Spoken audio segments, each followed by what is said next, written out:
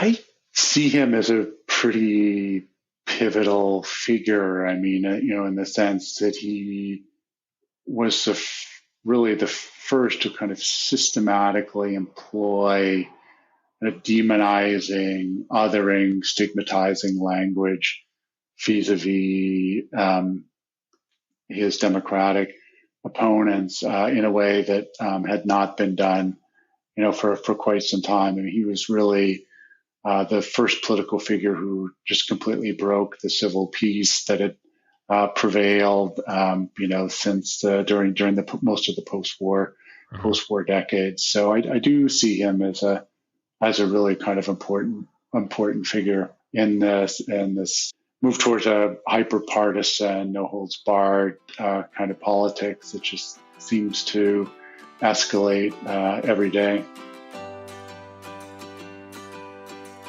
Welcome to Deep Dive with me, Sean Fettig. I'm a political scientist, and I'm interested in how our government and our politicians influence our lives, but also how our personal stories influence our politics. In this podcast, I may focus on topics in the news, but this is not punditry. Instead, I dive deep into issues and stories with my guests, behind the headlines, beyond the basic narrative that is often crafted by the media and our politicians, to help us better understand each other and why we think and feel the ways we do.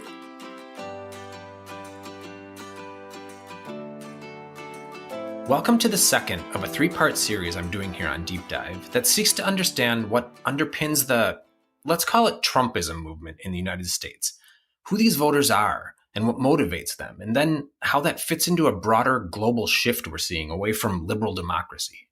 Last week, I spoke to Arlie Hochschild about her book, Strangers in Their Own Land, and what she experienced when she embedded herself in rural Louisiana, what would become deep Trump country, to understand the paradox of super conservative folks and their support for environmental policy that does tangible harm to them, their families, and their communities.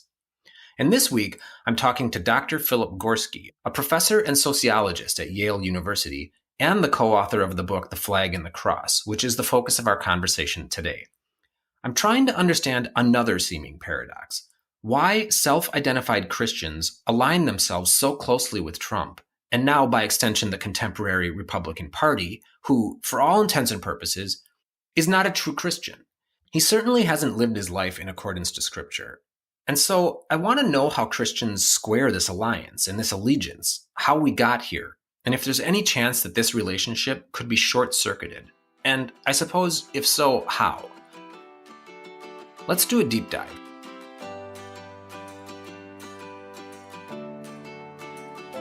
Dr. Gorski, I appreciate you being here. How are you? Good. Thanks for having me on, Sean. Yeah, absolutely. So recently, over the past few months, I've read 3 books that I think individually help to explain the state and influence of nationalism in contemporary geopolitics. And taken together, I think they paint a fascinating global picture of a phenomenon that I think we're still struggling to understand, and today's conversation specifically in the United States. So those 3 books are Strangers in Their Own Land with Arlie Hochschild, who I talked to last week, Go Back to Where You Came From by Sasha Polikow-Saransky, who I'm talking to next week. And then the reason I've invited you here today is your book with Samuel Perry, The Flag and the Cross, which I think goes a long way, if not all the way, toward explaining this, movement through the lens of Christianity. But let's boil the frog slowly here. So before we get to some of the nuance, I'm wondering if you could just explain what nationalism is, because I think to the average ear, when people like Donald Trump and Marjorie Taylor Greene extol its virtues, it sounds like patriotism. So I want to make sure that we're all starting from the same space. So what is nationalism? And then I suppose, how does it align with authoritarianism? Sure. So as you well know, there is an enormous literature on nationalism and just about as many different definitions of nationalism as there are scholars who've written about it. But I think what's important here is to explain that nationalism and patriotism can and should be distinguished. And I think in the following way, that nationalism is allegiance to a particular ethno-cultural tribe and the dominance or rule of that tribe over a particular piece of territory. through the institutions of the state. And patriotism is devotion to a particular set of ideals. In the American case, those ideals are very clearly outlined in the founding documents. So you could say that patriotism, in a sort of sense, is sort of forward-looking. I mean, it's looking towards the realization or the pursuit of a set of shared political ideas: freedom, equality, justice, inclusion. In the American case, whereas nationalism tends to be backward-looking. It's often about sort of maintaining the sort of purity and power of a particular tribe that you believe that you belong to. So that's how I would go about distinguishing patriotism and nationalism. So one of the things that I find fascinating about nationalism is that it is often, or it goes hand in hand with some form of authoritarianism. And I'm wondering if it has to. Does nationalism naturally lend itself to authoritarian governance, or is there something else happening here? Well, certainly if you think of nationalism in the sense that I've defined it as a kind of a tribalism, then it's about purity, it's about boundaries, and it's about the role of hierarchy in maintaining purity and enforcing or protecting boundaries. So nationalism in the sense of tribalism, sure. I mean, I think it needs a chief or a king or a ruler. And, that's why I think that hyper-nationalist movements are almost always a very serious threat to liberal democracies, such as America's. So I've always felt that there was some correlation between authoritarianism and, I suppose as I would term it, a virulent kind of extreme strain of Christianity. But that mainly comes from the fact that Christians adhere to a story in which there's some type of a supreme being, God, who has the final say, has to be obeyed, cannot be questioned, and will damn you to hell if you don't follow the rules. And I think to secular, specifically Blue Region Americans, or particularly Blue Region Americans, the relationship between broadly evangelicals and extremist right-wing ideologues, and here I'm thinking about followers of organizations like Proud Boys, Three Percenters, Oath Keepers, etc., seems somewhat paradoxical. To us, it's difficult to see the through line between these categories of folks. And in your research and your book, you draw a distinction that I think is key to understanding what's happening, and that's the relationship between white evangelicals and extremist right-wing ideologues. And you call this white Christian nationalism. And you build off of a concept that Arlie Hochschild relies on in, or kind of constructs in Strangers in Their Own Land, which is a deep story. So I'm wondering, what is the deep story here, and what's happening that can help us, I guess, unparadox the paradox? Mm-hmm, mm-hmm. Well, the deep story runs something like this. America was founded as a Christian nation. The founders were Orthodox Christians. The founding documents are based on Christian principles or even on divine revelation. America is a kind of chosen nation. It's been given special blessings, and in exchange, it's been given special responsibilities to spread freedom and Christianity around the world. And increasingly, the presence of non-whites, non-Christians, non-native born people on American soil threatens that mission and those blessings. And it's a deep story in a number of different senses. It's deep in the sense that it's historically deep, first of all. We trace it in the book all the way back to the second or third generation of New England Puritans in the late 1600s. It's also a deep story in the sense that it's taken very deep root in American culture, so that you don't even have to be any kind of believing Christian in some sense to have been influenced by this story. The kind of secular version of it is American exceptionalism, which echoes many of these claims about America's chosenness and mission. And it's also a deep story, I think, in the sense that it's for many people of faith, it might not be something that they're sort of explicitly aware of. It's more just a kind of it's not so much, it's like the lenses through which they see and perceive reality. And just, if you wear glasses, you can sometimes forget you have them on. I think that many folks who've been raised in certain milieu in the United States don't even realize that they're perceiving American politics through religious nationalist glasses. So this nationalism has always been there, right? There's this kind of maybe not boiling, but simmering nationalism that's always been there. And I think to most folks, and maybe the argument is that we've had blinders on, it was relatively tamed or checked. And then, I think the story is that somebody, specifically Trump, comes along and really sets that to a boil.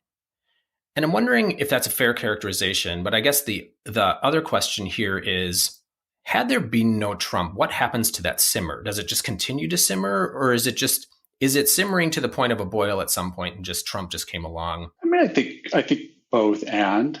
So I think there are certainly things that turned up the heat on the pot before Trump was standing in front of the stove. Certainly the turn towards a kind of no-holds-barred, hyper-partisan politics, it really begins, I think, arguably with Newt Gingrich played a role. 9/11 played a role.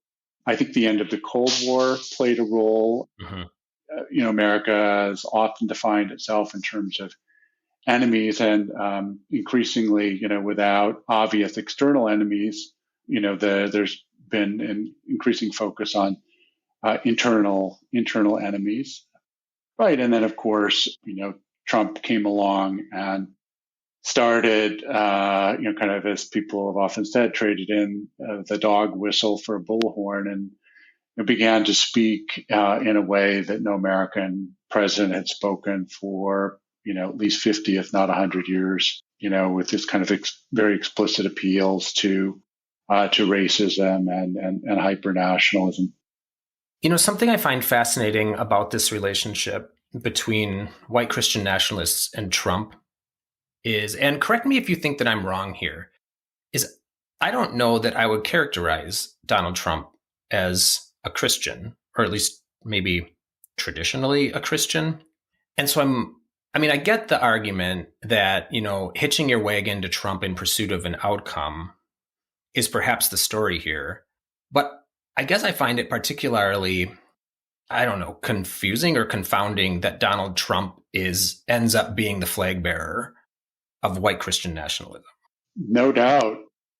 I think that one of the greatest puzzles in American politics of the last decade is precisely why 81% of white evangelicals voted for Trump in 2016 and 83% again in 2020. It's not obvious why that would be. Part of it, of course, is because Trump very consciously sought an alliance with various nationally influential evangelical figures, Franklin Graham and Jerry Falwell Jr. being just the two best known and perhaps most important examples in terms of early endorsement. And once that was in place, I think there's sort of two different reads on Trump that I've run across amongst his evangelical supporters, his Christian supporters more broadly. One is there's some people who know perfectly well who he is, but they feel incredibly embattled, incredibly threatened, and they feel the need for a kind of a strongman protector, somebody who will come out swinging with no holds barred, and that's why they voted for Trump. There's another group which convinced themselves, with a little assist from people like James Dobson, that Trump was in fact some kind of a Christian, maybe a baby Christian, but definitely a Christian of some kind. And then maybe there's also a third group that was just somewhere in between those two, that was a kind of a lesser of two evils camp, which again, saw who Trump was, but held their nose and voted for him anyway, because of whatever issue motivated them. Maybe it was their anti-abortion views. Maybe it was something else. But it is sort of paradoxical. I think the part that's in a way most puzzling is the group that really somehow imagined that he really was a Christian. I think part of the explanation is that his worldview is in some ways a kind of a secular version of white Christian nationalism in many ways. He sees the world in kind of black and white, good versus evil terms. So I think for him, it's not so much good versus evil as friend versus foe. Mm. He sees people like him as marginalized, embattled, discriminated against. He has a sort of a catastrophizing view of the world, which fits very well with a kind of apocalyptic end times worldview that's very widely shared in those circles. So there are, if I can put it this way, kind of resonances between the Trumpian worldview and the deep story of Christian nationalism. So complicated, but I think there are very clear reasons why folks were attracted to him. And my own view is that an awful lot of people didn't. I think the group of people who voted for Trump as the lesser of two evils is probably the smallest group. Yeah. Awful lot of conservative Christians were with Trump from the very beginning, and you can see this in the way that the GOP primaries in 2016 unfolded, and what we know about how people voted in those primaries. Do you think the relationship between white Christian nationalists and Trump is one of purity, or is it one of, I suppose, means to an end for both sides? Right. It depends on who you're talking to. I think that there were some who just saw him as sort of a means to an end figure. Maybe they thought about this in biblical terms, like King Cyrus, a sort of a non-Jewish defender, liberator of the Jews who restored, liberated them from their Babylonian captivity and returned them to their rightful homeland. I think some people saw it in that way, but certainly there are some who imagine that he would, drain the swamp, clean up the mess. You can certainly see this most graphically in the QAnon movement and the way in which Trump was supposed to be this great liberator and avenger. And there's a pretty serious constituency within the QAnon movement, which comes out of conservative Christianity. In The Flag and the Cross, I think you make an interesting point that the Republican Party had the opportunity, and they did consider it following the 2012 election with their post-election autopsy after Mitt Romney's loss, to quote unquote grow their tent, to include groups and people that were turned off by their platform, to diversify their messaging and their voters. And instead, what they did is they doubled down on exclusion and identity politics, but they shifted their attention from maybe people of color to immigrants. And it seems to have paid some dividends. And I'm thinking of Latinos specifically here. So that being said, though, the Republican Party this year has kind of thrown all in on demonizing Black folks, and especially policies that would seem to benefit communities of color, targeting critical race theory, CRT, by example, and also queer folks with, legislation, the Don't Say Gay legislation, outlawing trans therapy, etc. And I guess the question I have then is, through the lens of your work, is this just red meat in an election year, or has the party been able to thread the needle in some enduring way? Well, I think,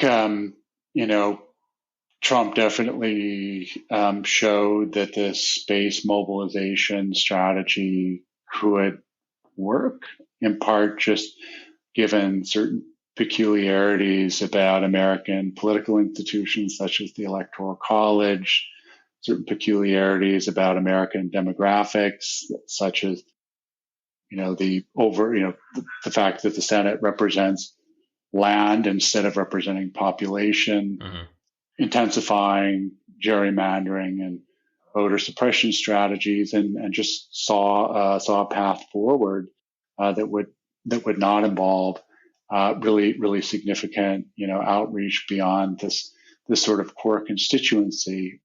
At the same time, I think it's true that, anti-Black racism has come back with a vengeance as a sort of an ideological wedge, and that they've discovered something that as Republican strategists have discovered something which I think Democratic strategists really just missed, which is that there were a lot of folks, and I would include myself, who through this sort of people of color lens imagined that Latinos were as kind of culturally unified a group as generational African Americans are, but this is simply not the case. They immigrated to the United States at different times under different circumstances. They come from different sending countries to which they have varied relations and continuing relations, none of which is really true for generational African Americans who had this searing shared experience of being cut off from their homelands, being enslaved, and then century plus of brutal repression even after the Emancipation Proclamation. So just a utterly different experience, and just realizing that there were in fact appeals that could be made to quote unquote Latinos to bring them into the Republican fold around social conservatism. I mean, the other thing, of course, that plays an important role here is the growing numbers of people in South America, Central America, and therefore also in the United States who have converted to evangelicalism and Pentecostalism because of the very, close relationship between religious conservatism and political conservatism, have been increasingly mobilized behind the Republican Party. So a bunch of different reasons why I think this is working. Some institutional, some demographic, but I don't see any indication that they plan to change course in the upcoming election cycle. It's quite the opposite. Mm-hmm. And I guess following them the same line of thought, but maybe blowing it up a little bit. So in Europe, nationalist movements have been particularly successful lately by adopting a more secular approach. And we see this in the Netherlands and in France, and then to some degree in the UK and Germany, by focusing solely on immigration, specifically Muslims, and then also by jettisoning any rhetoric that marginalizes queer folks and women. And by doing this, that's allowed them to expand their appeal and their base. But that isn't true, as we've just talked about, of what's happening in the United States. So there's this same focus on immigration. It was almost a singular, policy issue for Donald Trump in 2016 as being an existential threat to the country. And in the Flag and the Cross, you mentioned that this is, essentially cloaking racism in American exceptionalism and small government conservatism. But again, as we just said, the Republican Party has chosen to double down on attacks on queer folks and Black folks and the role of women in society. And then I guess the question is, so what's their path to success? Is it simply a subversion of electoral politics and rules, which allows them to essentially cement minority rule? Or have they built a coalition that's unique to the states? And I think to some degree you answered this a bit. And then I guess the question really is, can it hold? So the reason I'm asking is because the coalition between religion and the Republican Party has always seemed so tenuous, as did the coalition between big business and the Republican Party. And we do see some strain here now, and also simply because white Christian nationalists don't represent a majority. Yeah, it's hard to say. I mean, I think it's always dangerous to make political projections based on demographic trends. That's been one of the cardinal mistakes that Democratic strategists have made over the last couple of decades. There's so many moving parts in any political coalition and in any kind of partisan competition. So it's just really hard to say whether or not this current coalition will continue to be successful in free and fair elections, and to what degree it will try to change the rules of the game so it can continue to win the game. I mean, shifting focus to Europe, there are both similarities and differences between these coalitions and strategies in the U.S. and Europe.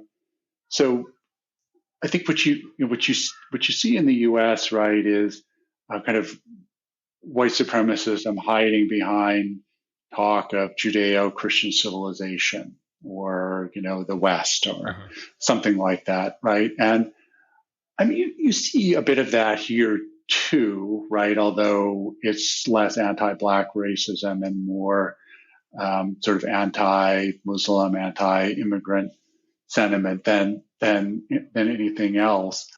One of the things that's a little bit tricky about it is the way in which they talk about secularism and Christianity, right? So that the argument is, well, this is a Christian civilization, which has, historically been at odds with Islamic civilization. Christian civilization is different from Islamic civilization in the sense that it's given rise to secularism. Mhm. So the secularism is something that's inherently Christian, and therefore something which Muslim immigrants to Europe are incapable of adapting themselves to. And by the way, secularism also goes with sexual liberation, for example, and cultural toleration. Things which are supposedly anathema in an Islamic context. So it's kind of flip flopping, back and forth between a kind of a religious and a cultural, accounting or boundary that they're drawing, vis-a-vis Muslims and immigrants. And it's of course also different in the sense that the sort of leading figures here of these right-wing populist movements, France, Italy, the Netherlands, Scandinavia, Germany, etc., Mhm. are almost never practicing Christians of any sort whatsoever, Mhm. and they don't make any secret. They don't make any secret out of that. But that doesn't stop them from, kind of claiming this mantle of Christianity and secularism. I think, the other thing that's really an important difference that helps explain this is that because you do still have these established churches in many parts of Protestant Europe, and because the other countries, Italy, Spain, France, so on, there's a Catholic hierarchy.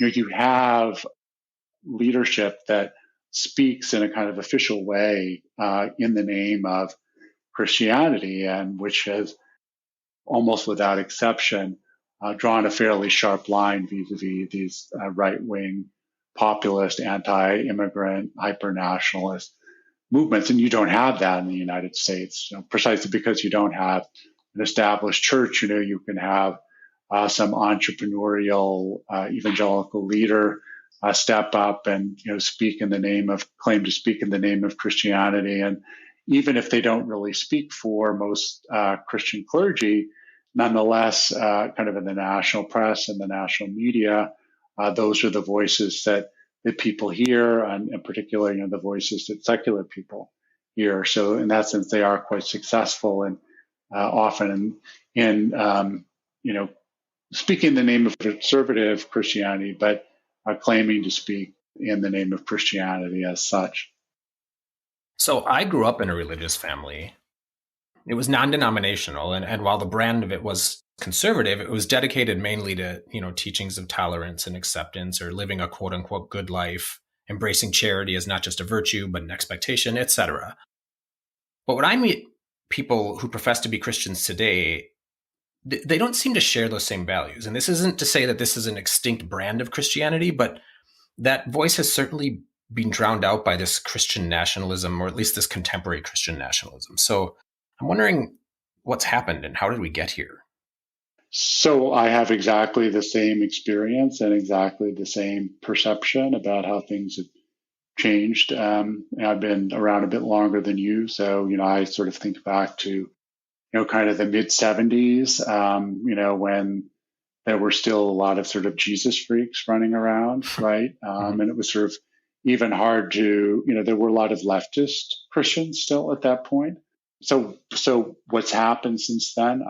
I think in part it is the capture of conservative Christianity by the Republican Party, and the kind of reshaping of the churches as a sort of a wing of the party in many cases. Of course, there are plenty of exceptions, as you rightly note, but certainly this is kind of the most visible and most mobilized side of conservative evangelicalism, conservative Christianity today. I think it probably also does have to do with, the increasing influence of these sort of national figures, who have their own media empires, who have their own church franchises, and who are often quite ambitious people who are tightly connected to kind of networks of conservative business and political elites. And so you kind of put all that together, and I think what you really do see is the kind of the political tail is wagging the ecclesiastical dog to an incredible extent today. And that's where these shifts that we've observed come from. How much you've mentioned Newt Gingrich, how much responsibility for that do you lay at his feet, at least from the political side of the house? I see him as a pretty pivotal figure. I mean, in the sense that he was really the first to kind of systematically employ demonizing, othering, stigmatizing language vis-a-vis his Democratic opponents in a way that had not been done, for quite some time. I mean, he was really the first political figure who just completely broke the civil peace that had prevailed, since during the most of the post-war decades. So I do see him as a really kind of important figure in this move towards a hyper-partisan, no-holds-barred kind of politics that just seems to escalate every day. And wrapped in the cloak of Christianity. Oh, of course. Yeah. Of course. So it seems as if today Ron DeSantis, the governor of Florida, is emerging as a credible threat to a second Trump term.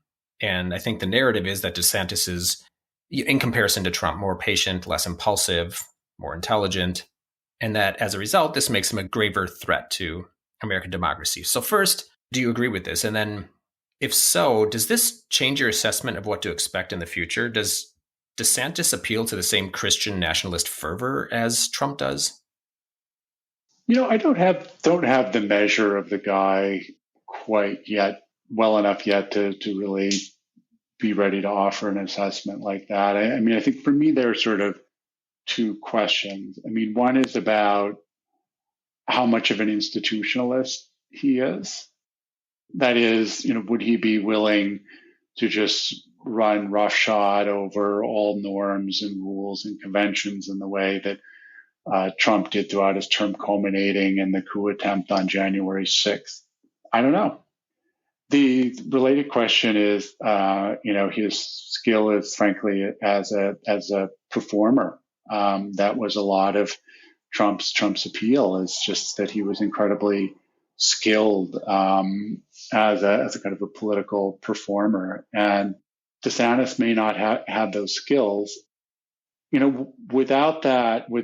he does not check both of those boxes, then I honestly would see him as somewhat less of a threat than Trump. But I think it's still too early to say. I mean, what is very clear is that, at least to me, is that there is a fairly concerted campaign going on that involves Fox News and the GOP donor class to kind of quietly push Trump to the side, maybe with an assist from the J6 committee, and to, kind of crown DeSantis as the putative 2024 GOP presidential nominee. But it's still a long way between now and then, and we'll have to see whether they succeed. A lot of the energy of Trumpism has been precisely a backlash against those very same elites. So in this case, with the help of Rupert Murdoch and Fox News, So I guess, we'll have to see whether Trump is able to fight back and without help from his friends at Fox. Yeah, and the reason I'm asking is because it seems like what we're seeing with Trump now, and maybe this is in response to that, is that he's tacking more explicitly and closely to white Christian nationalists than he did in 2016, casting himself as almost like a savior. Mm-hmm. And I guess I'm just wondering what kind of purchase there is in that. I do think that there is a kind of, has cast himself always in a way as a kind of a messianic savior figure, and that has always been part of his appeal. I don't know. Again, I think it's too early. It's too early to tell for me.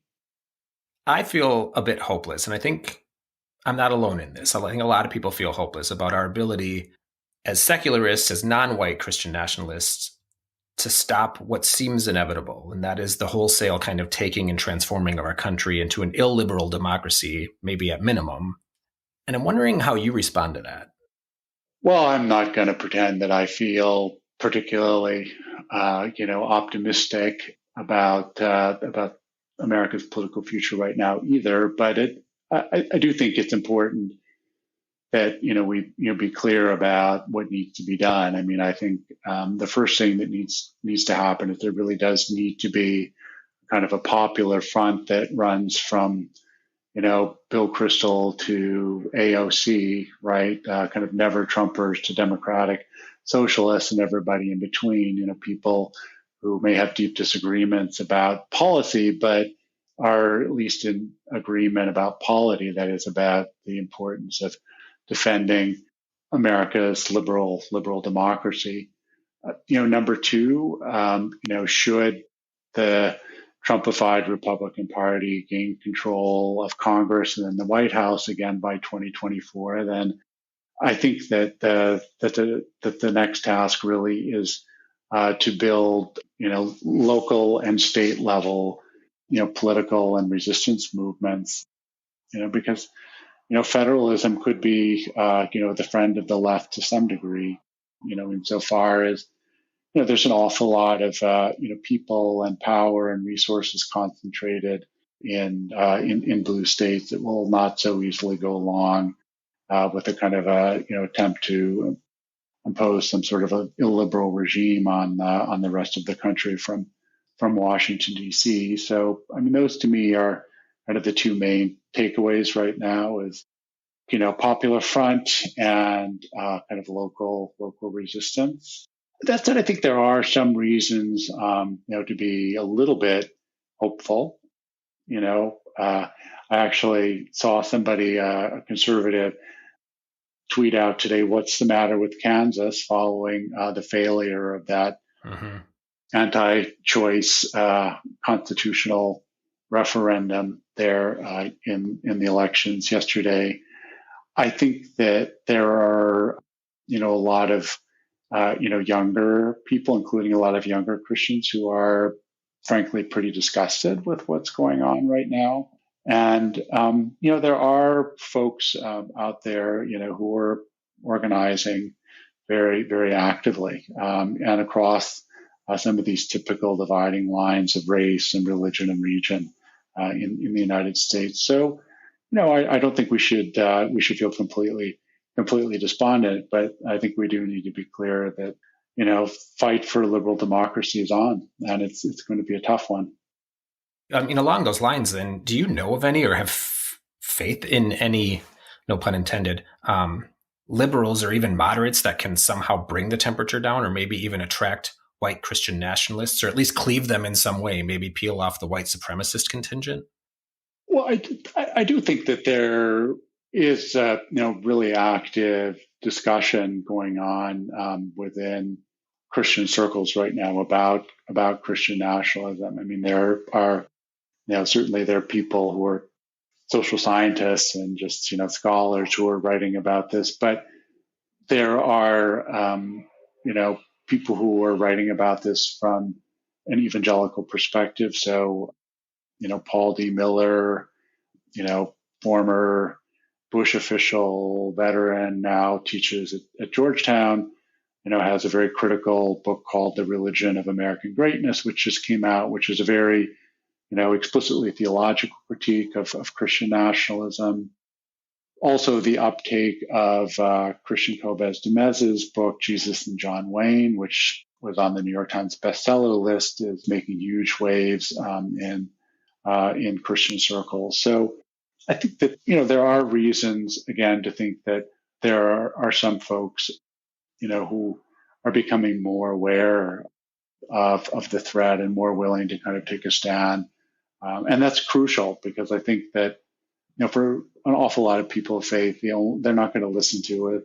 A sociologist from Yale, right? I mean, they're going to be much more apt to listen to, a neighbor, somebody who's, in their church, who shares a lot of their commitments. And I think there are more and more people like that. So, those are some reasons why, I think we should remain hopeful, if not necessarily optimistic.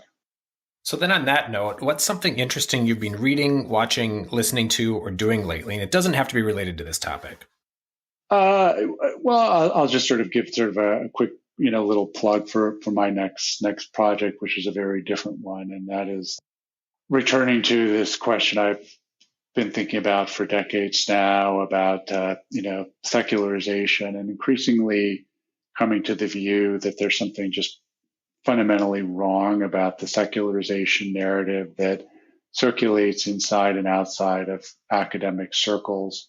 The kind of the catchphrases or that kind of capture the academic common wisdom here are differentiation, disenchantment, rationalization, all taken, of course, from the great German sociologist Max Weber and his now a century-old essays in the sociology of religion. This seems to me to prove in many ways kind of a profound misdiagnosis of, at least of our time, where what one sees is not a differentiation between religion, science, and culture, but increasingly their mixture and intermixture.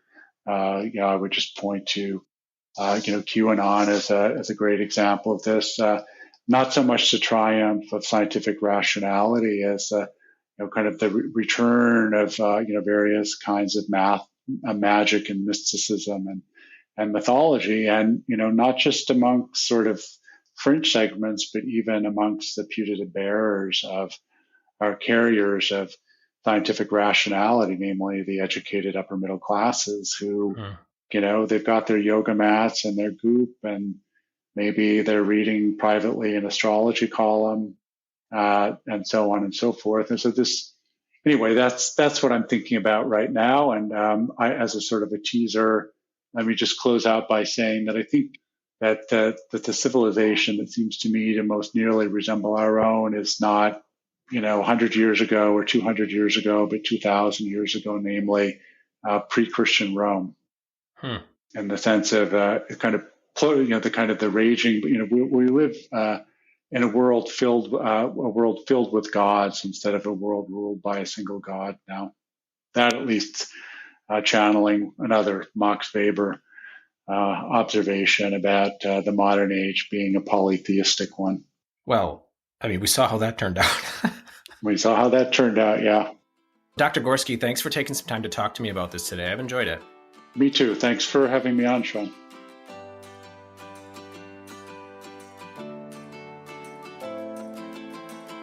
So I think I have a better understanding between my conversations with Dr. Hochschild last week and Dr. Gorski today of not only what this conservative Trump coalition really looks like, but how it came to be and what motivates it, at least in part.